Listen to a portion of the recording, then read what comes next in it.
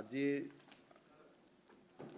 মুখ্যমন্ত্ৰীৰ দায়িত্ব লোৱাৰ পিছত আপোনালোকক মই অনানুষ্ঠানিকভাৱে বিভিন্ন সময়ত লগ পাই আছোঁ, কিন্তু আনুষ্ঠানিকভাৱে আমি প্ৰথম ইয়াতে একেলগে মিলিত হৈছোঁ আৰু কেইটামান বিষয়বস্তুৰ ওপৰত মই আলোকপাত কৰিব খুজিছোঁ। পোনপ্ৰথমতে আপোনালোকে জানে যে আমাৰ নতুন চৰকাৰখনে দায়িত্ব লোৱাৰ পিছতেই অসমৰ জাতীয় জীৱনৰ এগৰাকী উজ্জ্বল জ্যোতিষ্ক হোমেন বৰগোহাঞিদেৱ আমাৰ মাজৰ পৰা আঁতৰি যায়।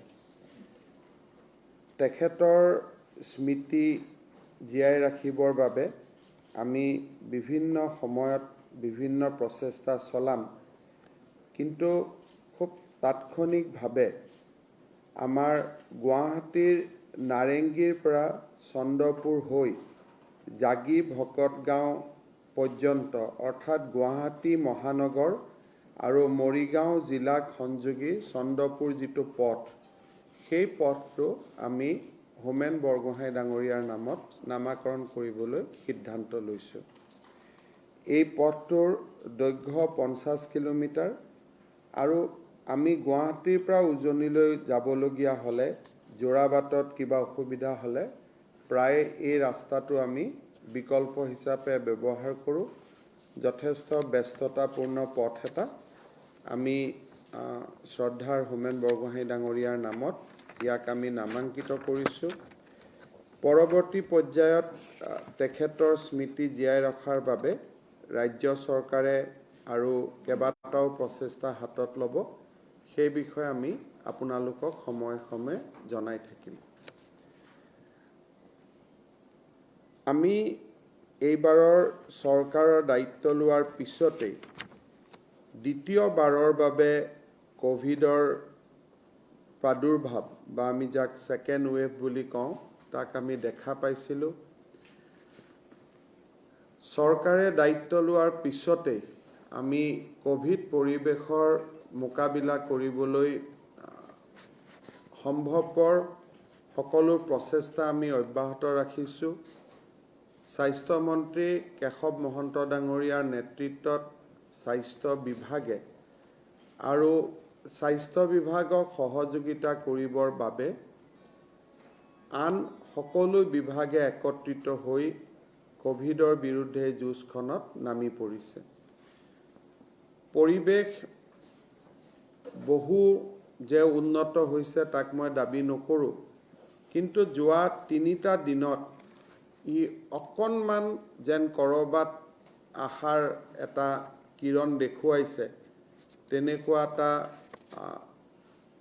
আৰম্ভণিৰ চিন অলপ আমি দেখা পাইছোঁ। কিন্তু তাৰ লগে লগে ব্লেক ফাংগাছৰ দৰে নতুন প্ৰশ্নও আহি পৰিছে।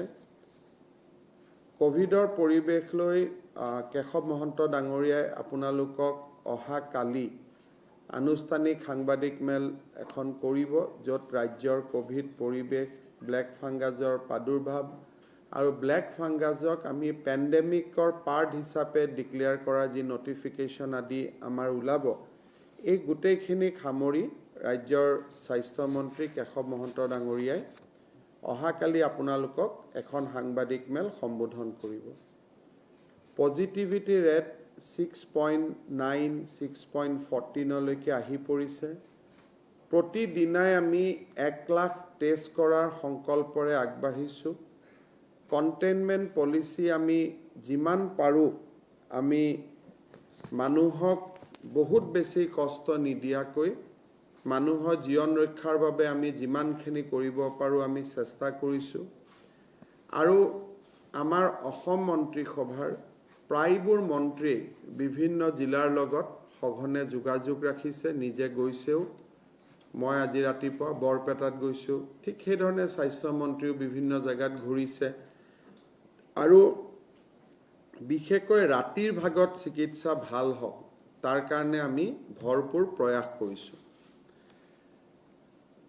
কোভিড-19ৰ প্ৰথম ৱেভ হওক, দ্বিতীয় ৱেভ হওক, তৃতীয় ৱেভ হওক, এই ৱেভৰ পৰা হাত সাৰিবৰ বাবে আমাক আটাইতকৈ প্ৰয়োজন হ'ল ভেকচিন। আজিৰ দিনটোত আমি জানো যে ৰাষ্ট্ৰত ভেকচিনৰ নাটনি আছে। 120 কোটি জনসাধাৰণক একেটা দিনতে ভেকচিন দিয়া সম্ভৱ নহয়। পালছ পলিঅ' হওক, টিবিয়ে হওক, আন বিভিন্ন বেমাৰৰ ক্ষেত্ৰত প্ৰতিষেধক টিকা দিবলৈ গৈ আমি 20 বছৰ 25 বছৰ সময়ো অপেক্ষা কৰিছিলোঁ।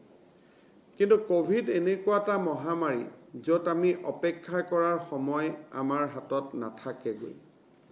ভাৰত চৰকাৰে আমাক যিমান পাৰে সহায় কৰিছে। প্ৰায় 35 লাখ লোকক আমি ভেকচিনেশ্যন কৰিব পাৰিছোঁ। আমাৰ মনত যিটো সাধন বা আমাৰ যিটো ইনফ্ৰাষ্ট্ৰাকচাৰ, প্ৰতিটো দিনত আমি 1 লাখ ভেকচিন কৰিব পাৰোঁ, কিন্তু বৰ্তমান আমি 50,000ৰ আশে-পাশে ভেকচিন কৰি আছোঁ, ভেকচিনাইজেশ্যন কৰি আছোঁ, যিহেতু আমাৰ টিকাৰ স্পষ্ট অভাৱ দেশতে আছে। কিন্তু অহা মাহ, তাৰ পিছৰ মাহসমূহত লাহে লাহে ভেকচিনৰ অভাৱ কমি যাব, কাৰণ ইতিমধ্যে ভাৰত চৰকাৰে কেইবাটাও ব্যৱস্থা লৈছে যাতে ৰাজ্যত বা দেশত পৰ্যাপ্ত পৰিমাণৰ ভেকচিন উপলব্ধ হয়। কোভেক্সিন, কোভিচিল্ডৰ নিৰ্মাণৰ উপৰিও জাইডাছ কেডিলাৰ আন এটা ভেকচিন ভাৰত চৰকাৰে এপ্ৰুভ কৰিছে। স্পুটনিক ভেকচিনৰ প্ৰথম ড'জবিলাক আহিব আৰম্ভ কৰিছে। আৰু আন নভামেক্স, জনছন কেইবাটাও ভেকচিনৰ কথা বতৰা ভাৰত চৰকাৰে আগুৱাই লৈ গৈ আছে। এতিয়া এনেকুৱা এটা দিন আহিব যে হয়তো জুলাই হওক, আগষ্ট হওক, এনেকুৱা এটা সময় আহিব য'ত ভেকচিন পৰ্যাপ্ত হ'ব। কিন্তু পৰ্যাপ্ত যেতিয়া ভেকচিন হ'ব, তাত দুটা কেটেগৰী আছে। এটা কেটেগৰী আছে 45 years and above, আন এটা কেটেগৰী আছে 18 years to 44 years। আমি যদি 3 কোটি মানুহক আমি ডিভাইড কৰোঁ, যে 3 কোটি মানুহৰ আমাৰ সংখ্যাটোক যদি আমি এটা থাম্ব ৰুলত হিচাপ কৰোঁ, 1 কোটি ব্যক্তি হ'ব যোন 45 yearsৰ ওপৰত। তেওঁলোকৰ ভেকচিনৰ দায়িত্ব কোনে ল'ব? ভাৰত চৰকাৰে ল'ব। 18ৰ পৰা 44 yearsত আমাৰ হাতত আৰু 1 কোটি 20 লাখ এই ধৰণৰ জনসংখ্যা আমাৰ বাবে, আমি যাক ভেকচিন কৰাব লাগিব ৰাজ্য চৰকাৰে। আৰু 18 বছৰৰ তলৰ শিশুসকলৰ ভেকচিন এতিয়ালৈকে উপলব্ধ নাই। কিন্তু যেতিয়া ভেকচিন আহে তাৰ দায়িত্ব কেন্দ্ৰই ল'ব, ৰাজ্যই ল'ব, সেই বিষয়ে সেই সময়ত দেখা যাব। এতিয়া 1 কোটি 20 লাখ লোকক যদি আমি ভেকচিন কৰিব লাগে 2টা ড'জ, তেতিয়াহ'লে ৰাজ্য চৰকাৰে খৰচ কৰিব লাগিব 600 কোটিৰ পৰা 800 কোটি টকা। যোৱা বছৰ আমি যেতিয়া কোভিড-19ৰ মোকাবিলা কৰিছিলোঁ, সেই সময়ত আমি 116 কোটি টকা আৰোগ্য নিধিত আমি সংগ্ৰহ কৰিছিলোঁ। তাৰ ইণ্টাৰেষ্ট আদি লগাই 119 কোটি টকা হ'ল। এই 119 কোটি টকা বৰ্তমান আমি এপইচাও আগত আমি খৰচ কৰা নাছিলোঁ। এটা টকাও আমি কিনা বেচা ক'তো খৰচ কৰা নাছিলোঁ। গোটেই পইচাখিনি আমি একত্ৰিতভাৱে ৰাখি থৈছিলোঁ। এতিয়া সেই পইচাখিনি আমি ৰাইজক উভতাই দিব চেষ্টা কৰিছোঁ, ৰাইজৰ বাবে ভেকচিন কিনি। আৰু সেই 119 কোটি টকাৰ ভেকচিন আমাৰ আৰোগ্য নিধিৰ পৰা আমি কিনি আছোঁ। জুলাই আগষ্ট মাহৰ পৰা ভেকচিন বাঢ়িব, টকা কমিব, এটা দিন হ'ব। গতিকে সেই পৰিপ্ৰেক্ষিতত আমি আৰোগ্য নিধিৰ সম্পূৰ্ণ টকা ভেকচিনৰ কামত খৰচ কৰিবৰ বাবে আমি ইতিমধ্যে সিদ্ধান্ত লৈছোঁ। আজি মই মুখ্যমন্ত্ৰী সাহায্য পুঁজিৰ পৰা আৰোগ্য নিধিলৈ 50 কোটি টকাৰ এটা মই এখন চেক সাংবাদিক মেলতে কেশৱ মহন্ত ডাঙৰীয়াক দিম। যিটো চিফ মিনিষ্টাৰ ৰিলিফ ফাণ্ডত যি টকা আছিলে, সেই টকা ইয়াতকৈ আমি কি ভাল কামত খৰচ কৰিম যে ৰাইজৰ ভেকচিনাইজেশ্যনতকৈতো ডাঙৰ কাম আজি একো হ'ব নোৱাৰে সো সেই দৃষ্টিভংগীৰ ফালৰ পৰা আমি 50 কোটি টকা আজি মুখ্যমন্ত্ৰীৰ সাহায্য পুঁজিৰ পৰা আমি আৰোগ্য নিধিলৈ আগবঢ়াম যাতে NHM ভেকচিনবিলাক কিনি থাকিব পাৰে ইয়াৰ মাজতে কেইটামান সুখবৰ আহিছে ৰিলায়েন্স ইণ্ডাষ্ট্ৰীয়ে আমাক 15 কোটি টকা দিছে যোৱা 2 এদিনত অসমৰ যিমান LP স্কুলৰ টিচাৰ আছে ৰাজ্যিক প্ৰাথমিক শিক্ষক সন্মিলনীয়ে আমাক জনাইছে যে তেওঁলোকেও তেওঁলোকৰ এদিনৰ দৰমহা আমাক ভেকচিনাইজেশ্যন বা আন ধৰণৰ কথা কোভিডৰ কাৰণে আমাক আগবঢ়াইছে ইয়াৰ মাজতে অসম কলেজ শিক্ষক সন্থায়ো এদিনৰ দৰমহা ভেকচিনাইজেশ্যনৰ কাৰণে আগবঢ়াইছে গুৱাহাটী বিশ্ববিদ্যালয়ে 15 লাখ টকা অসম কৃষি বিশ্ববিদ্যালয়ৰ শিক্ষক কৰ্মচাৰীয়ে এদিনৰ দৰমহা হিচাপে 50 লাখ টকা আজি ৰাতিপুৱা আমাক দিছে যাতে আমি মুখ্যমন্ত্ৰীৰ সাহায্য পুঁজিত দিছে ভেকচিনাইজেশ্যনৰ কাৰণে এই গোটেইবিলাক টকা আমি আৰোগ্য নিধিলৈ সময় সময় দি থাকিম মুখ্যমন্ত্ৰীৰ সাহায্য পুঁজিতে আগবঢ়াওক বা আৰোগ্য নিধিতে দিয়ক আমি এই গোটেই পুঁজিখিনি কোভিডৰ নামত আমাক যিমান দান বৰঙনি মুখ্যমন্ত্ৰীৰ সাহায্য পুঁজিত আহিব সেই গোটেই সাহায্যখিনি বা টকাখিনি আমি আৰোগ্য নিধিলৈকে আগুৱাই দিম যাতে আমি ভেকচিন কিনিব পাৰোঁ কোনোবাই প্ৰশ্ন কৰিব পাৰে যে চৰকাৰৰ টকা নাই নেকি চৰকাৰৰ টকা ক'ৰ পৰা আহিব আকৌ আমি টেক্সে লগাব লাগিব পেট্ৰলত 1 টকা দাম বঢ়াব লাগিব কৰবা 2 টকা বঢ়াব লাগিব বা কোনোবা উন্নয়নমূলক পুঁজিৰ পৰা টকা কাটি আনি ভেকচিনত দিব লাগিব চৰকাৰ মানেতো ৰাইজ দুটাটো বস্তু নহয় চৰকাৰে টকা নচপায় আল্টিমেটলি আপোনালোকৰ পৰা লৈয়ে মই এখন হাতৰ পৰা এখন হাত দিব লাগিব সেইকাৰণে আজি মই অসমৰ ৰাইজক আহ্বান জনাব খুজিম যে আমি সকলোৱে আন এজনৰ ভেকচিনৰ টকাটো দিব পাৰো নেকি মোৰ আজি জন্মদিন can I vaccinize 2 people যে মই মোৰ জমা ঘৰত পইচা আছে মই 800 টকা যদি দিওঁ এজন লোক ভ্যাকসিনেট হ'ব সো আমি আমাৰ জন্মদিনত আন এজন লোকক ভ্যাকসিনাইজেশ্যন কৰিব পাৰো নেকি কাৰণ আজি এটা ভ্যাকসিন মানে এজন লোকক নিশ্চিত মৃত্যুৰ পৰা উদ্ধাৰ কৰা গতিকে মই 10 লাখ টকা মুখ্যমন্ত্ৰী সাহায্য পুঁজিত দিব খুজো তাৰ মানে বেসিক্যালি মই 8000 লোকক মই ভ্যাকচিনাইজেশ্যন কৰাত সুবিধা কৰি দিলো যে মই 100 জনক ভ্যাকচিন দিব খুজো তাৰ মানে মই 80000 টকা মুখ্যমন্ত্ৰী সাহায্য পুঁজিত মই দিলো অৰ্থাৎ 800 into 10 800 into 100 800 into 20 গতিকে কোভিশিল্ড ভ্যাকচিন ললে আমাক দুটা ডোজত 600 টকা পৰে আৰু কোভ্যাক্সিন ললে আমাক দুটা ডোজত 800 টকা পৰে মই অসমৰ ৰাইজক এই ভ্যাকচিনাইজেশ্যন কাৰ্যসূচীটো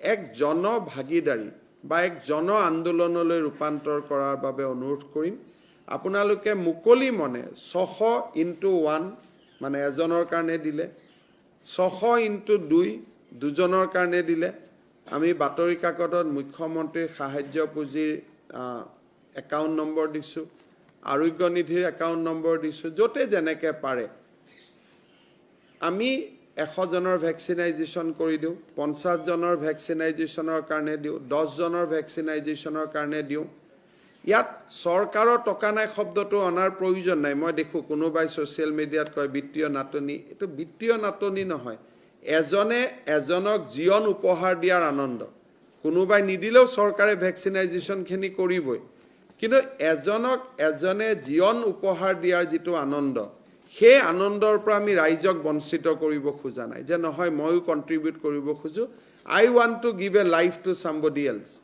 সো সেই আনন্দৰ পৰা আমি বঞ্চিত হ'ব খোজা নাই মই নিজেও কালি পৰখি যিমান মোৰ সক্ষম আছে মই ইমান জনৰ ভ্যাকচিনাইজেশ্যনৰ কাৰণে দিম আমাৰ মন্ত্ৰী সকলেও দিব এমএলএ সকলে দিব কোনোবাই দেউতাকৰ জন্মদিনত দিব কোনোবাই মাকৰ জন্মদিনত দিব কাৰণ এই ভ্যাকচিনেশ্যনটো এবছৰ সময় চলি থাকিব আমি যদি ডেইলি 1 লাখকো ভ্যাকচিন কৰো জুলাই মাহৰ পৰা যদি ভ্যাকচিন পাওঁ আগষ্ট মাহৰ পৰা পাওঁ আমি এইটো 30 লাখ মাহত দিনত দিলে আমাক 3 মাহ লাগিব 1 কোটি 20 লাখ লোকক দিবৰ কাৰণে আৰু যদি 3 কোটি মানুহক দিব যাওঁ আমাক 10 মাহ লাগিব আৰু ভ্যাকচিনো পাব লাগিব সেইকাৰণে গোটেই অনাগত 3-4 মাহ ৰাইজে যোনে যেনেকে য'ত পাৰে এই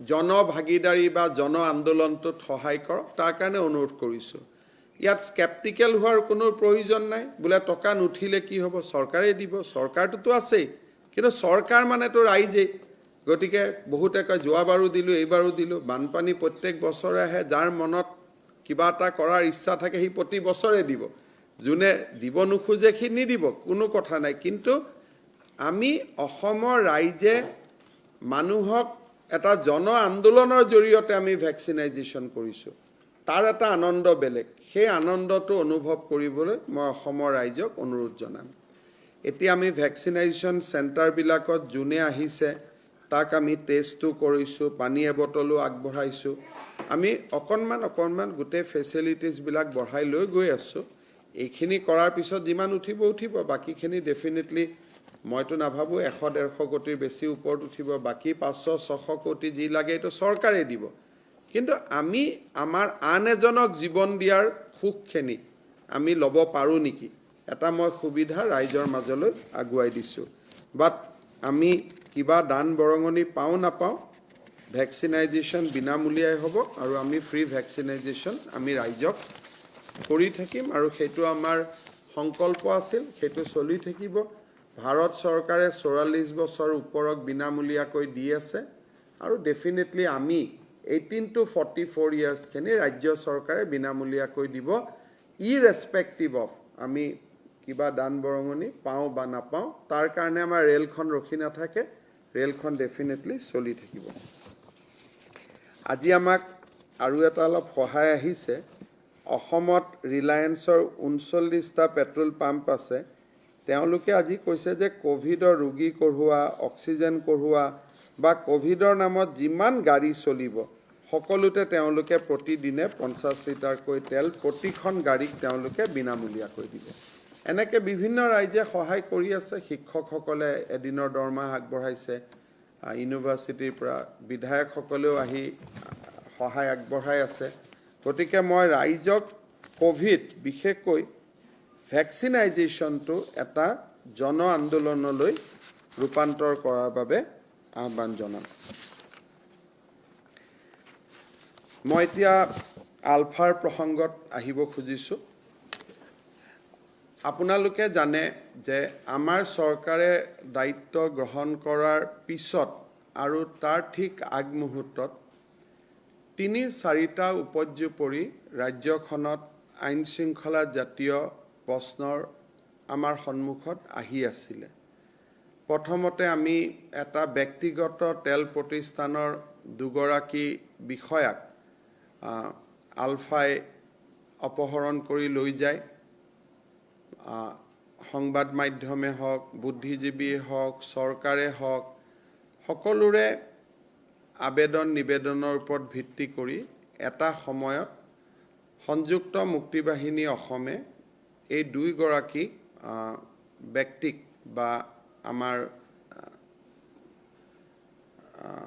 যি কৰ্মচাৰী আছিল সেই ব্যক্তিগত প্ৰতিষ্ঠানৰ কৰ্মচাৰী তেওঁলোকক মুকলি কৰি দিয়ে এই ঘটনাটো চলি থকাৰ ঠিক সমান্তৰাল বা কেইদিনমান পিছত ONGCৰ আৰু 3জন কৰ্মচাৰীক 21 এপ্ৰিলৰ পুৱতি নিশা আলফাই অপহৰণ কৰি লৈ যায় প্ৰথম অৱস্থাৰ পৰা আমি জানো যে এইটো আলফাৰ দ্বাৰা সংগঠিত হৈছিল কিন্তু আমি আলফাৰ নামটো এই কাৰণে কোৱা নাছিলোঁ কাৰণ আলফাই নিয়া নাই বুলি কৈছিল গতিকে আমি যেহেতু কোনে নিছে কোনে নিয়া নাই সেইটো ইস্যু নহয় ইস্যুটো হ'ল সুৰক্ষা বা সুৰক্ষিতভাৱে উভতি আহা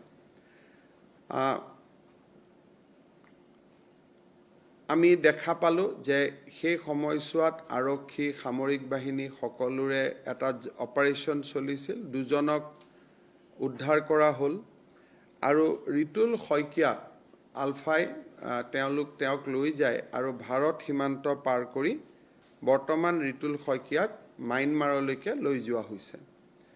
মাইনমাৰত ৰিতুল শইকীয়া সুস্থ হৈ আছে আৰু আমাৰ যিমান খা খবৰ মতে তেওঁ খোৱা বোৱা স্বাস্থ্য গোটেইখিনি যত্ন লোৱা হৈছে। মই যোৱা পৰহি ৰিতুল শইকীয়াৰ ঘৰত গৈছিলোঁ। ৰিতুল শইকীয়া তেওঁৰ দেউতাক মাক আৰু এটা পত্নী নতুনকৈ বিয়া কৰোৱাৰ পিছত আৰু এটা সৰু সন্তান, আৰু সেই সৰু সন্তানটোক আপোনালোকে সকলোৱে টিভিত লক্ষ্য কৰিছে, বহুত সাংবাদিকে নিশ্চয় তেওঁৰ ঘৰতো গৈছে। পৰিয়ালটোত এটা যথেষ্ট কৰুণ পৰিৱেশ এটা আমি সকলোৱে দেখা পাইছোঁ। মোৰ ইমানখিনি পৰিয়ালটোৰ বিষয়ে মই আগত নাজানিছিলোঁ, কিন্তু পৰহি দিনাখন যেতিয়া মই পৰিয়ালটোৰ ঘৰলৈকে যাওঁ, তেতিয়া মই দেউতাকে মোক তেওঁৰ গোটেই জীৱনৰ বিষয়ে কৈ আছিল যে ল'ৰাজনে প্ৰথম 2006লৈকে ঘৰতে খেতি বাতি কৰি দেউতাক মাকক চোৱা চিতা কৰি আছিল। 6 চনত ল'ৰাজন পুনেলৈকে যায়। পুনেত এটা মাৰুতি কোম্পানীৰ ৱৰ্কশ্বপত মেকানিক হিচাপে ল'ৰাজনে কাম কৰে আৰু 2016 চনলৈকে 10 বছৰ পুনেত এটা সৰু মাৰুতি কোম্পানীৰ ৱৰ্কশ্বপত ল'ৰাজনে কাম কৰে। কাম কৰি থকা অৱস্থাতে নিজৰ ভায়েকক ৰিতুল শইকীয়াই পঢ়ায়, ভায়েকজনকো মানুহ হিচাপে নিৰ্মাণ কৰে আৰু বন্ধটো যেতিয়া আহে সি ঘৰৰ খেতি বাতিৰ কাম কৰে, পৰিয়ালটোক চলায়। লাহে লাহে সি গাঁৱৰ বেলেগ ল'ৰাকো পুনেত লৈ গৈছিলে, নিজৰ ভায়েককো লৈ গৈছিলে। এই ধৰণে কৰি কৰি 16 চনত এটা এই সৰু টকা দি দেউতাকক পেচমেকাৰো লগালে, গোটেইখিনি কৰিলে আৰু শেষত গৈ 16 চনত ITI ল'ৰাজনে পাছ কৰাৰ পিছত এনেকৈ কৰোঁতে কৰোঁতে লাকুৱাত ONGCত নিম্ন বৰ্গৰ সহায়ক হিচাপে টেকনিকেল পাৰ্চন হিচাপে যোগদান কৰে। মই অত্যন্ত বিনম্ৰতাৰে সৈতে আলফাৰ সেনাধ্যক্ষ পৰেশ বৰুৱা ডাঙৰীয়াক অনুৰোধ কৰিম যে তেখেতেও যদি কেতিয়াবা এই ল'ৰাজনৰ ঘৰত আহে, সন্তানটিক সৰু শিশুটিক দেখা পালে মই একেবাৰে নিশ্চিত তেওঁৰ চকুৰেও চকু পানী নিগৰি পৰিব। ONGC হওক, অইলে হওক, আমাৰ ৰাইজৰ বিভিন্ন দাবী থাকিব আৰু অইল আৰু ONGCৰো এটা পক্ষ থাকিব যে তেওঁলোকে আমাৰ অৰ্থনীতিৰ কাৰণে কিমানখিনি কাম কৰি আছে। মানুহে কোৱাৰ দৰে যে 2000 টকাই তেওঁলোকে 2000 কোটিয়ে বছৰত দিয়ে, আচলতে ইমান চিম্পল নহয়। অইল আৰু ONGCয়ে যি আমাক তেল বা আমাক যি উৎপাদন কৰে, তাৰ পৰা অসমৰ ৰাইজে 3টা পদক্ষেপত আমি সেই টকা পইচাবোৰ উভতাই পাওঁ। প্ৰথম তেওঁলোকে ৰয়েলটি দিয়ে, তেওঁলোকে যিমান তেল উৎপাদন কৰে তাৰ ওপৰত আমি GST লওঁ আৰু তাৰ ওপৰতো ভাৰত চৰকাৰে যিখিনি উপাৰ্জন কৰে 42% আকৌ আমাক state share of central taxes বুলি আমাক উভতাই দিয়ে। সাধাৰণ মানুহৰ ধাৰণাৰ বিপৰীতে আমি ক'ব গ'লে যে যদি আমি খুব হিচাপ কৰি চাওঁ, তেতিয়াহ'লে আমি দেখা পাওঁ যে অইল ছেক্টৰৰ পৰা আমাৰ ৰাজ্যখনে বছৰত নট লেছ দেন আমি 14,000 কোটি টকাতকৈ আমি বেছি পাওঁ ফ্ৰম 3 sources, এটা ভেট, এটা চেণ্ট্ৰেল শ্বেয়াৰ অফ টেক্সেছ, আনটো হ'ল ৰয়েলটি। এক প্ৰকাৰ ক'ব গ'লে অসমৰ অৰ্থনীতি বা অসমৰ বিকাশত যদি অইল ছেক্টৰটো স্থবিৰ হৈ যায়, তেতিয়াহ'লে আমাৰ ৰাজ্যখনৰ গোটেই বিষয়বিলাকতে এটা জটি আহি পৰিব।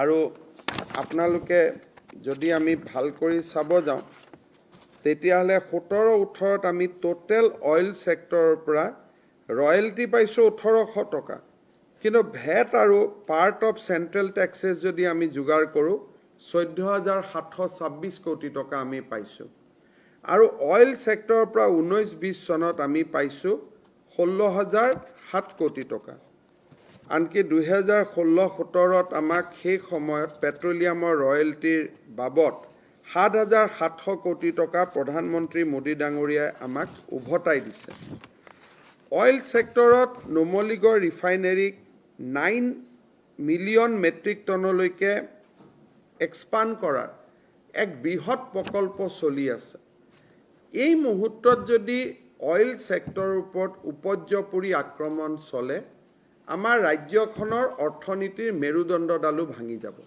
Because it is not about 1,800 crore এইটো 1,800 কোটি টকাৰ কথা নহয় এইটো 18,000 কোটি টকাৰ কথা It is about expansion of Numaligarh refinery, যিটো 9 MMT লৈকে গৈ আছে গ্যাস উৎপাদন নহলে লাকুৱা তাপবিদ্যুৎ প্ৰকল্প আমি চলাব নোৱাৰো গ্যাস উৎপাদন নহলে অসমৰ টি গাৰ্ডেনৰ আমি ফ্যাক্টৰী বিলাক চলাব নোৱাৰো গ্যাস উৎপাদন নহলে অসমত আমি গ্যাস ক্ৰেকাৰ চলাব নোৱাৰো সো কেতিয়াবা আমি গোটেই বিষয়টো খুব সীমিত কৰি কথা কোৱাৰ কাৰণে অইল আৰু পেট্ৰলিয়াম ছেক্টৰৰ কন্ট্ৰিবিউশনটোৰ কথা আমি কেতিয়াবা পাহৰি যাওঁ ৰিতুল শইকীয়া এগৰাকী সাধাৰণ কৰ্মচাৰী আছিল তেওঁৰ অপহৰণে আমাক বা তেওঁক লৈ যিটো আমি ভাবো যে অইল আৰু ONGCয়ে কিবা কাম কৰি দিব আজিতকৈ কিবা নতুন কৰিব বা আমাৰ দাবী আছে সেইবিলাক চাব লাগে মই ভাবো যে এই গোটেই বিষয়টো ৰিতুল শইকীয়াৰ জৰিয়তে নহয় এই কাম যদি হ'ব লাগে ৰাজ্য চৰকাৰৰ জৰিয়তে হ'ব অৰ্থাৎ যদি অইল আৰু ONGCৰ পৰা আমি আৰু কিবা আমাৰ অপেক্ষা আছে সেই কাম ৰাজ্য চৰকাৰে কৰিব লাগিব আজি ৰাজ্য চৰকাৰে গৈ প্ৰধানমন্ত্ৰী ক'ব লাগিব ৰিতুল শইকীয়াই এই কামখিনি কৰিব নোৱাৰে বা তেওঁৰ অপহৰণেও এই সমস্যাটো সমাধান কৰিব নোৱাৰে আজি যদি আমি ভাবো যে অইল আৰু ONGCয়ে আৰু বেছি অসমৰ কাৰণে কাম কৰিব লাগে সেই কামখিনি কাৰ জৰিয়তে হ'ব ৰাজ্য চৰকাৰৰ জৰিয়তে হ'ব গতিকে মই আলফাই হক আন দল সংগঠনসমূহক ক'ব খোজো যে আমি ৰাজ্য চৰকাৰে প্ৰচেষ্টা কৰিম যে অইল আৰু ONGCয়ে আৰু অসমৰ অৰ্থনীতিত সেৱা আগবঢ়াওক let them contribute more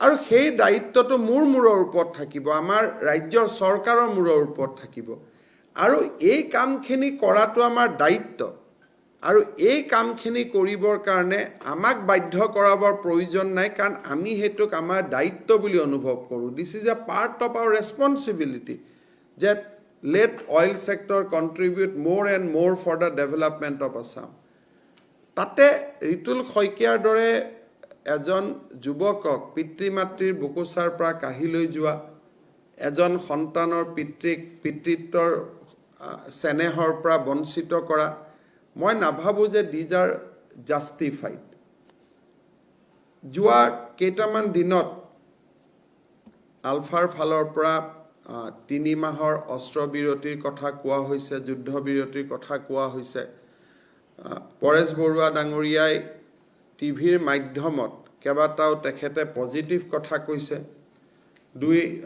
দুই এটা বিষয়ত তেখেতে মোৰ জৰিয়তে কি হ'ব পাৰে তাৰ বিষয়ে উল্লেখ কৰিছে মই ভাবো যে এটা সদিচ্ছাৰ বাতাবৰণ যদি আমি সৃষ্টি কৰো নিশ্চয় আমি বহু দূৰ আগুৱাই যাব পাৰিম মই পৰেশ বৰুৱা ডাঙৰীয়াক অনুৰোধ কৰিম যে ৰিতুল শইকীয়াৰ মুক্তিৰ জৰিয়তে এটা সদিচ্ছাৰ বাতাবৰণ এটা সৃষ্টি হ'ব অইল আৰু ONGCয়ে অসমৰ কাৰণে কৰিব লাগিবই আৰু তেওঁলোকে কৰি থাকিব ইয়াৰ দায়িত্ব মোৰ ওপৰত আছে এই দায়িত্বখিনি মই লৈছো যে অইল আৰু ONGCয়ে আমাৰ অসমবাসীৰ স্বাৰ্থ সুৰক্ষিত কৰিব তেওঁলোকে আৰু বেছি ইনভেষ্টমেন্ট কৰিব তেওঁলোকে আৰ্থ সামাজিক দিশত কাম কৰিব অল এই গোটেই দায়িত্ব মই মূৰৰ ওপৰত লৈছো তাৰ কাৰণে ৰিতুল শইকীয়াক ধৰি ৰখাৰ কোনো প্ৰয়োজন নাই এই গোটেই কামখিনি মই কৰিম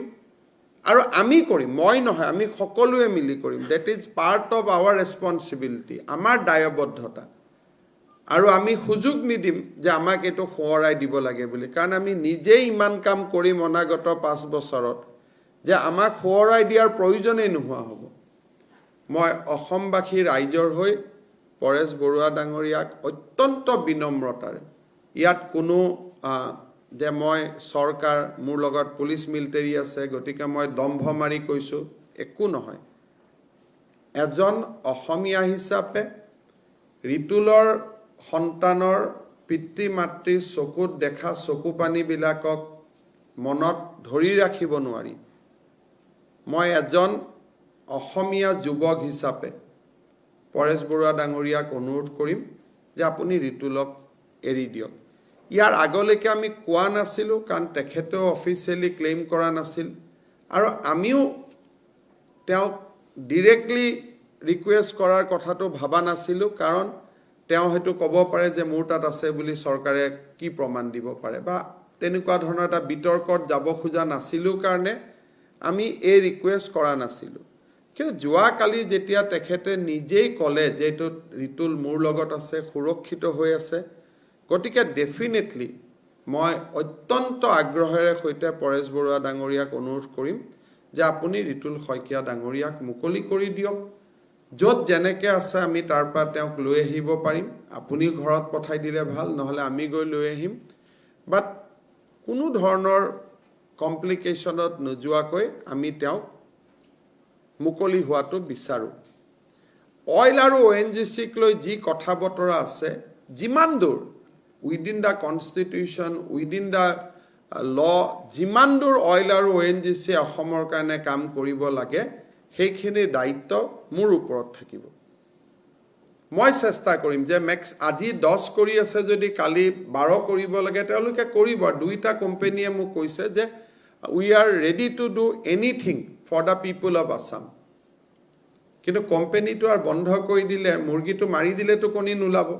চ' মুৰ্গীটো জীয়াই ৰাখি আমি যিমান কণী উলিয়াব পাৰোঁ কোনো অসুবিধা নাই। গতিকে মই পৰেশ বৰুৱা ডাঙৰীয়াক বিনম্ৰতাৰে সৈতে মই আহ্বান জনাম যে তেখেতে যি 3 মাহৰ যুদ্ধবিৰতিৰ কথা কৈছে, সেই তেখেতে আমাক যি এটা শান্তিৰ কিৰণ দেখুৱাইছে, তাক আৰু অলপ আগুৱাই লৈ গৈ ৰিতুল শইকীয়া ডাঙৰীয়াক মুকলি কৰি দিয়ক। ইয়াত কোনো চৰকাৰী ৰাষ্ট্ৰৰ দম্ভ নাই, ৰাষ্ট্ৰৰ অহংকাৰ নাই, কোনো মুখ্যমন্ত্ৰী পদৰ পৰা মই কোনো দাম্ভিকতাৰে কথা কোৱা নাই। এজন ৰিতুলৰ সন্তানটিৰ চকুত দেখি অহা পিতৃৰ অভাৱ, পিতৃ মাতৃৰ খালী যি আজি ক'ব গ'লে তেওঁলোকৰ যি গোটেই অন্তৰ আজি ৰিক্ত হৈ আছে, পত্নীগৰাকীয়ে কেতিয়া স্বামীক ভালে আছে নাই, যি ধৰণে মোক মাজুলীত বিচাৰি গৈছে, তাতে ঘৰত কান্দি আছে, গোটেইবোৰ চোৱাৰ পিছত মই পৰেশ বৰুৱা ডাঙৰীয়াক অত্যন্ত বিনম্ৰতাৰে সৈতে অনুৰোধ কৰিম যে আপুনি যেন ৰিতুলক এৰি দিয়ে। মই ভাবোঁ যে সংবাদ মাধ্যমৰ জৰিয়তে মোৰ অনুৰোধৰ প্ৰতি তেখেতে ৰেছপন্স কৰিব। অইল আৰু ONGCক যি ধৰণে অসমৰ উন্নয়নৰ কামত লগাব লাগে, আজি যি কৰি আছে তাতকৈ আৰু কেনেকৈ বেছিকৈ তেওঁলোকে কাম কৰে তাৰ দায়িত্ব মোৰ ওপৰত থাকিব। অইল আৰু ONGCৰ লগত কথা বতৰা পাতি কোনো লাভ নাই, কাৰণ সিদ্ধান্ত কেন্দ্ৰ চৰকাৰ ৰাজ্য চৰকাৰৰ মাজতে হ'ব লাগিব আৰু মই সেই দায়িত্বখিনি গ্ৰহণ কৰিছোঁ। মোৰ এইখিনিয়ে ক'বলগীয়া আছিল। আপোনালোকে যদি কিবা ক'ব খোজে ক'ব পাৰে। অসমীয়াত কোৱা কথাখিনি আৰু ইংৰাজী নহয়।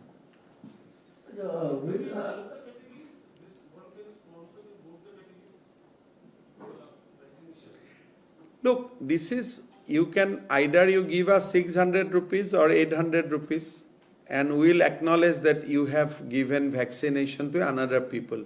So even if you give 600 into 10, that means 600 rupees.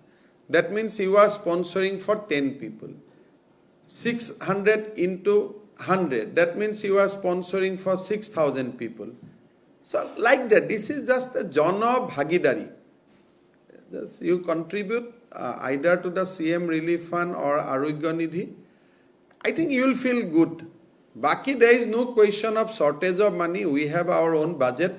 Jodi Kaliami, we have procured share of Numaligarh refinery at a cost of 2,100 crores. So if we can do that kind of investment, surely we can procure vaccine also. But moi bhabu ই এটা জন আন্দোলন হব লাগে. Will Assam procure vaccine through global tenders? Look, nobody will. I don't think these global tenders all are. I don't know whether it has any value beyond publicity. Because when government of India is not getting vaccine, where from other company will give you in global tender? So I don't think that I am basically observing the situation. Other states are floating. So I think it might be exercise in futility. Except publicity, I don't think that anything substantial will come. So my bet will be with Bharat Biotech, Serum, and Zydus Cadila. So I'll try to get as much as vaccine from these three companies. It has been witnessed that particularly in urban areas there is a scarcity of vaccine, but in rural areas, particularly in South Salbara, if you see, slots are available to book for vaccine and vaccines are also available. Are you going to It is not that. As of now, you see, the question is that we are getting 5 lakhs vaccine or 7 lakhs vaccine per month on 45 plus category. 18 to 44, we are getting another 5 to 6 lakhs vaccine per month. So we have a capacity of 11 lakhs. So if today South Salmara is showing some position, once we have less vaccine somewhere, we'll bring that vaccine from South Salmara back to Kamrup. But I don't think that as a whole anywhere slot is vacant to that extent. If you put 3-5 name in computer in South Salmara, they will show that slot is filled. Probably 1-2 slots are vacant. That is the whole question. You are saying that 35 lakh people have been vaccinated. Put the dose together. I think I give it to every day evening. So anyway, I'll just reiterate this.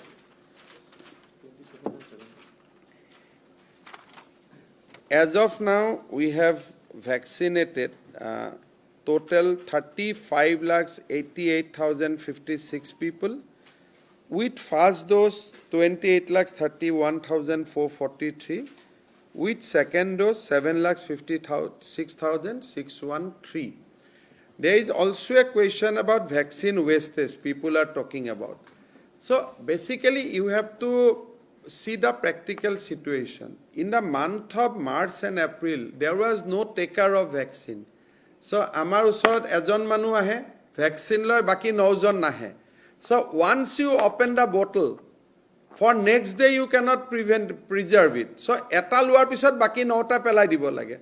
So we are carry forward that legacy, that part of the wastage which we have done in the month of March. But now there is hardly any wastage. But data will keep on showing that there is a wastage, because of the legacy problem. Otherwise, now there is no wastage. We had around 9% wastage. Now we had brought it down to 6%. As volume will increase, our wastage percentage will keep on coming down.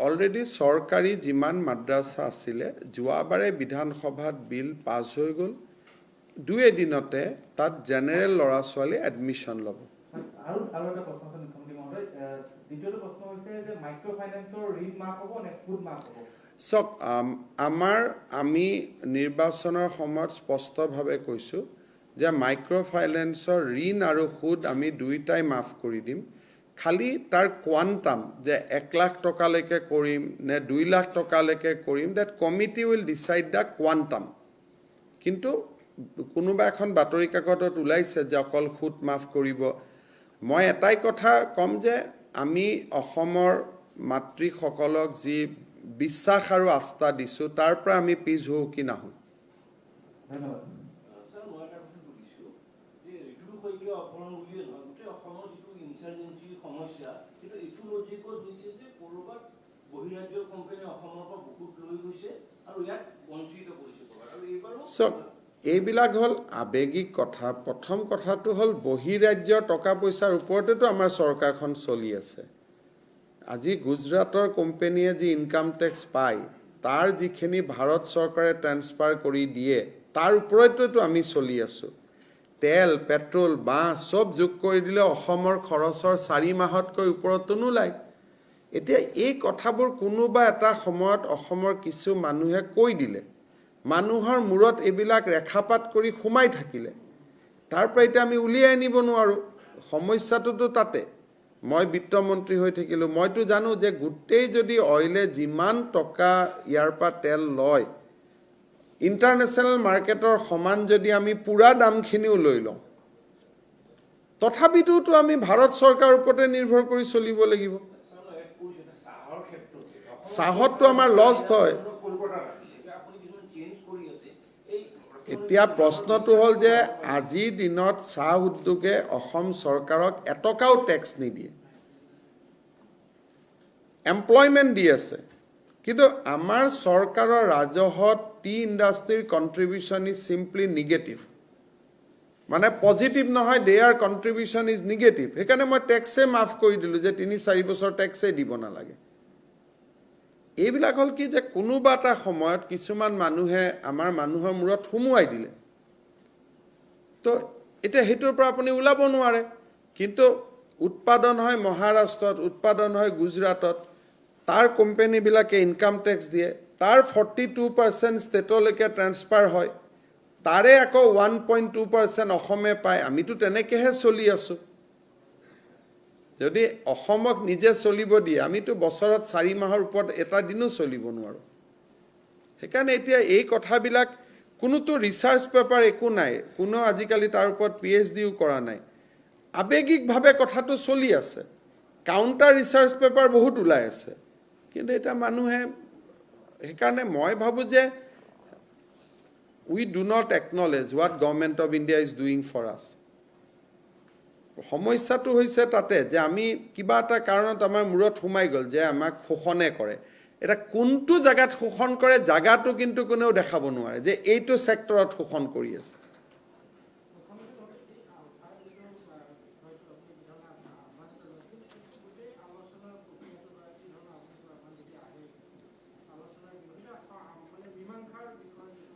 চক পৰেশ বৰুৱা ডাঙৰীয়াৰ ভাষাতে তেখেতে কয় যে ভাৰত আৰু অসম অমীমাংসিত প্ৰশ্ন।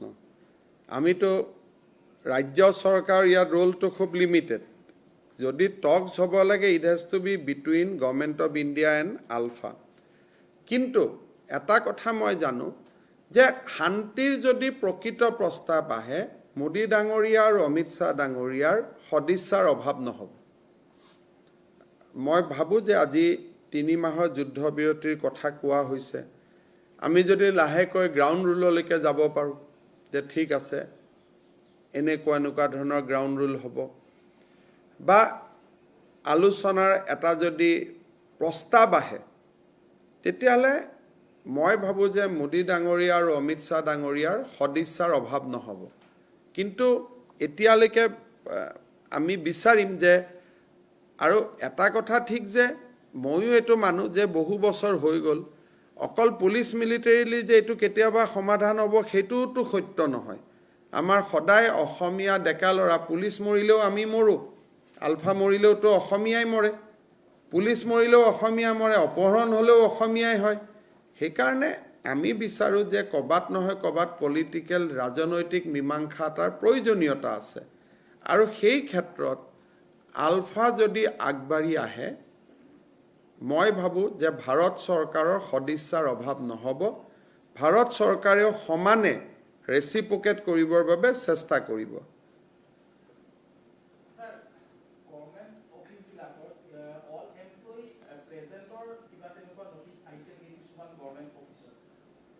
এতিয়া চৰকাৰী অফিচ বন্ধ আছে, কিন্তু সিনিয়ৰ অফিচাৰে যদি কাবাক বিচাৰে যে এই ফাইলটো ডিছপ'জেলৰ কাৰণে মোক এইগৰাকী কৰ্মচাৰীক আজি লাগে, তেওঁ আহিব লাগিব। মই শুনা নাই কাৰণ আমাৰ ডিজাষ্টাৰ মেনেজমেণ্টৰ নটিচৰ ওপৰত বেলেগ নটিচৰ একো কথা নাথাকে।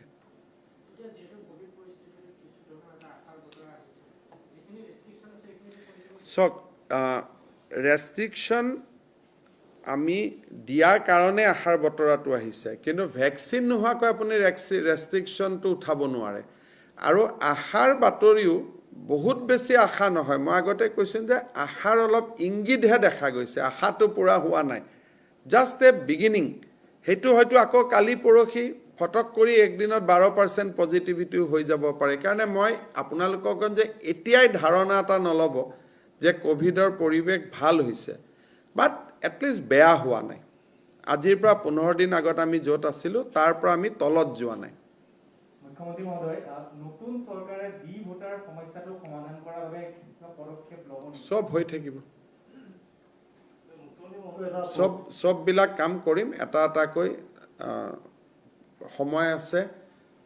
কালি বিধানসভা হৈ যাওক, চবে শপত গ্ৰহণ কৰক, লাহেকৈ ক'ভিড খাম কাটক, ডি ভোটাৰ, NRC, CA, আমাৰ ক্লজ 6, যিমানবিলাক সমস্যা আছে, বানপানী, এই 5 বছৰত এই সমস্যাবিলাক সমাধান হওক। তাৰ কাৰণে অত্যন্ত আন্তৰিকতাৰে সৈতে আমাৰ চৰকাৰখনে কাম কৰিব।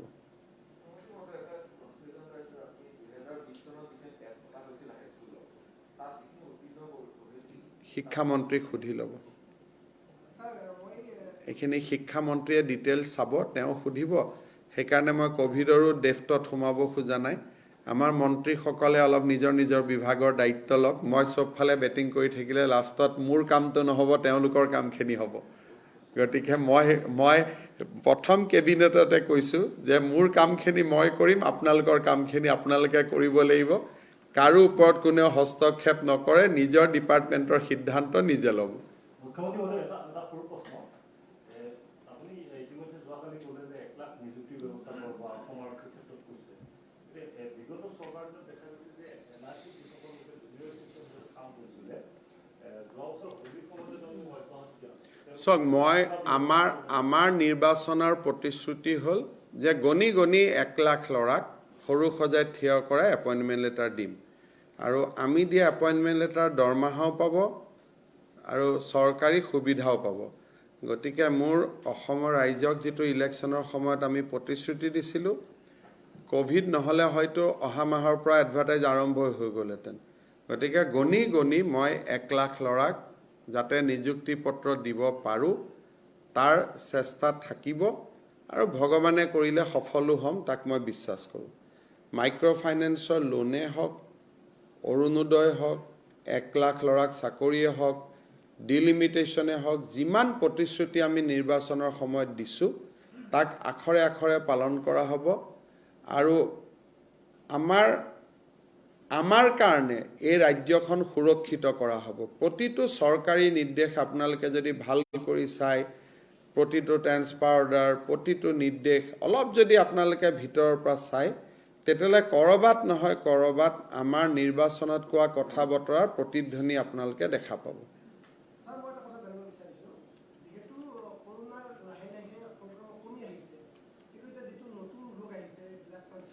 অহাকালি স্বাস্থ্যমন্ত্ৰী ডাঙৰীয়াই ক'ভিড আৰু ব্লেক ফাংগাছৰ ওপৰত আপোনালোকক ডিটেইলছ তেখেতে জনাব। ব্লেক ফাংগাছ সাধাৰণতে ডায়েবেটিছ থকা ৰোগীৰ হোৱাৰ বহুত সম্ভাৱনা থাকে। সেই বিষয়ে অহাকালি আমাৰ মেডিকেল কলেজৰ প্ৰিন্সিপাল, NHMৰ MD সকলোকে লৈ, কাৰণ ৰাইজৰ মনত এইটো লৈ বহুত প্ৰশ্ন আছে, অহাকালি আমাৰ স্বাস্থ্যমন্ত্ৰী কেশৱ মহন্ত ডাঙৰীয়া আৰু আমাৰ স্বাস্থ্য বিশেষজ্ঞসকলে, মই কিবা কৈ দিম ভুল শব্দ এটা ওলাব, তেখেতসকলক লগত লৈ কেশৱ মহন্ত ডাঙৰীয়াই অহাকালি আপোনালোকক গোটেই বিষয়টো জনাই দিব।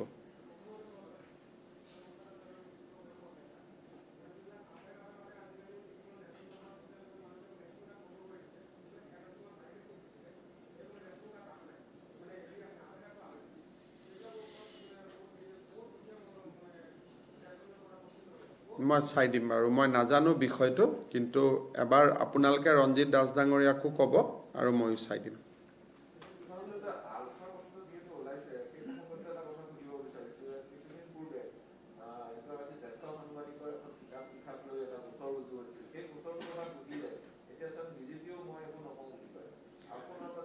চক কিতাপখন মই দেখা নাই কিন্তু দুই ধৰণৰ কেৰেক্টাৰ আছে আগতে সাংবাদিক ৰাজীৱ ভট্টইও আলফাৰ ওপৰত কিতাপ লিখিছে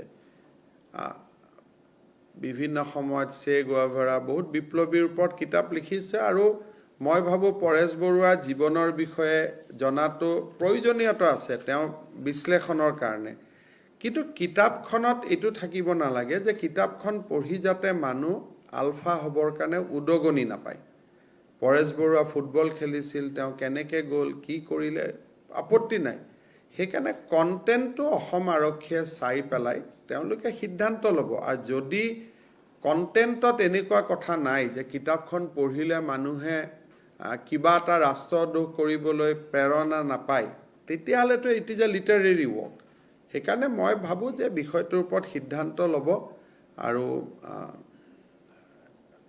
এইবিলাক বহুত ডাঙৰ ইস্যু নহয় আলোচনা শান্তি এইবিলাকহে ডাঙৰ ডাঙৰ ইস্যু আৰু মই ভাবোঁ যে সময় লগে লগে এইবিলাক নিজে নিজে সমাধান হৈ গৈ থাকিব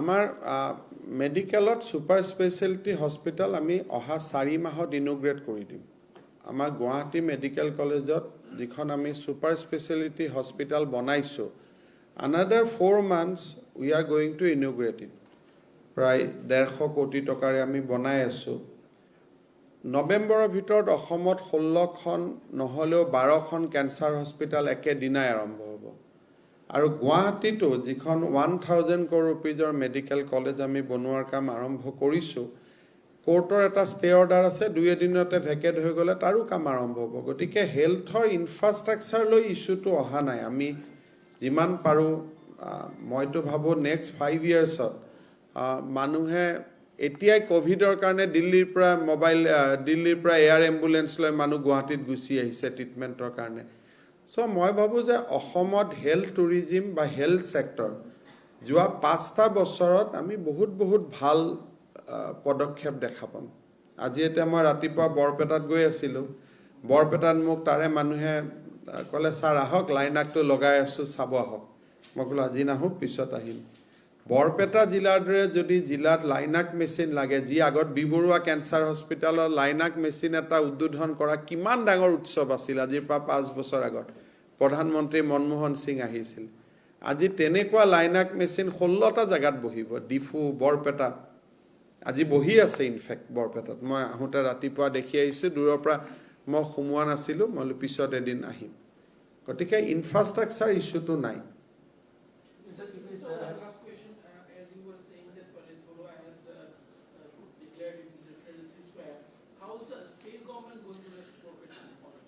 We have seen a statement whereby Alpha's Commander-in-Chief Paresh Barua has declared a unilateral ceasefire for a period of 3 months, basically in view of the pandemic. And also he has said that this is a goodwill gesture for the new government. So obviously any positive state government welcome it, but in our view that this has to be actually carry forward with some more solid step. You cannot have a ceasefire without ground rule. And if we have announced ceasefire, then ultimate intention has to be that yes, now we are going to enter into discussion. So I am waiting for a more elaborate statement from Sri Paresh Barua. As a supplementary to that question, how are you going to respond back to this ceasefire, number one? Number two is that Alpha peace talk is already in an advanced stage. So is there a possibility if olive branch comes from Mr. Borua, there can be a parallel talks with him? First of all, as a state, we cannot respond to the present ceasefire declaration because this is just the intent. And you cannot take some step on basically on a statement of intent. So I am waiting for a further statement from C. Paresh Borua whether this ceasefire is to facilitate a discussion between Government of India and Alpha. So if that statement comes and Sri Paresh Borua inform us that yes, my ceasefire is to basically prepare a ground for further discussion, then we will respond it appropriately. But as of now, he has said that this is a goodwill gesture for the new government as well as in view of pandemic. So on this is just a preliminary statement of intent and you cannot react on it. But I hope and trust that this statement of intent will be further fortified or backed by a more elaborate statement that what he means by unilateral ceasefire. Also, Mr. LPG distributors in Assam have threatened that they would shut down operation if their staffs are not declared as frontliners. They had actually returned to the state government for about a month. They have not returned. That is, I don't think this is any issue. Frontliner means what? Day one vaccination. Right. So we can do that vaccination. That is not an issue because anyway from next week I am going to do vaccination for the bankers specially because they are also working day and night. Even for LPG driver, workers, we have no issue. We can go to the plant site and we can do the vaccination. I'll advise MD NHM to speak to LPG distributors and take a call on that.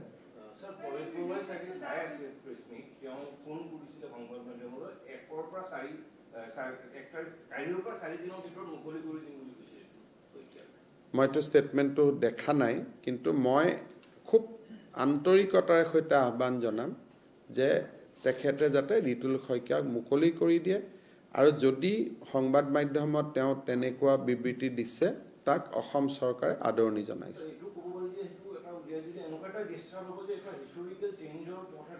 So মই এতিয়ালৈকে যেহেতু ষ্টেটমেণ্টটো শুনা নাই যদি তেনেকুৱা কিবা statement আহিছে তাৰ ওপৰত কালি পৰহি আমি ৰিয়েক্ট কৰিম কিন্তু এটা কথা যে যোৱা পৰহি তেওঁৰ ঘৰত গৈ ঋতুলৰ ঘৰত গৈ মই যিটো দৃশ্য দেখি আহিছোঁ আৰু স্বাভাৱিকতে মই নিজে কৈছোঁ যে কেনেকৈ ল'ৰাজনে পুনেত মাৰুতি ৱৰ্কশ্বপত থাকি কাম কৰি গোটেই সংসাৰখন চলাইছে দেউতাক মাকক ৰাখিছে ভায়েকক পঢ়াইছে গতিকে যিকোনো ব্যক্তিৰে প্ৰাণে কান্দিব আৰু ডেফিনেটলি যদি এই ধৰণৰ ষ্টেটমেণ্ট আহিছে তেতিয়ালে আদৰণীয় পদক্ষেপ।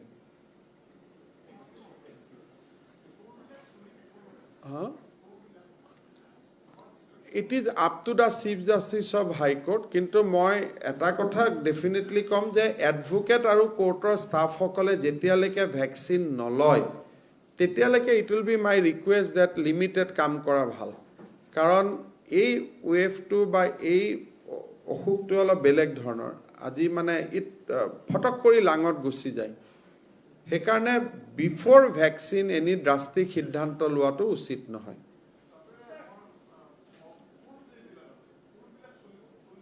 কোনবিলাক সংস্কৃত টোলবিলাক ভাৰতীয় ঐতিহ্য শিক্ষাৰ কেন্দ্ৰ হিচাপে ট্ৰান্সফৰ্ম হ'ব সেইটো এছেম্বলিত মই অলৰেডি কৈ দিছোঁ। আপোনালোকে যোৱাবাৰৰ যিটো ষ্টেটমেণ্ট আছে দুইখন গভৰ্ণমেণ্ট একেই সোণোৱাল ডাঙৰীয়াৰ চৰকাৰ মোৰ চৰকাৰ এখনেই চৰকাৰ গতিকে যোৱাবাৰত কোৱা কথাখিনি এইবাৰো চলিব তাত দুখন চৰকাৰটো নহয় গতিকে ধাৰাবাহিকতাটোৱে মেইন কথা। ধন্যবাদ।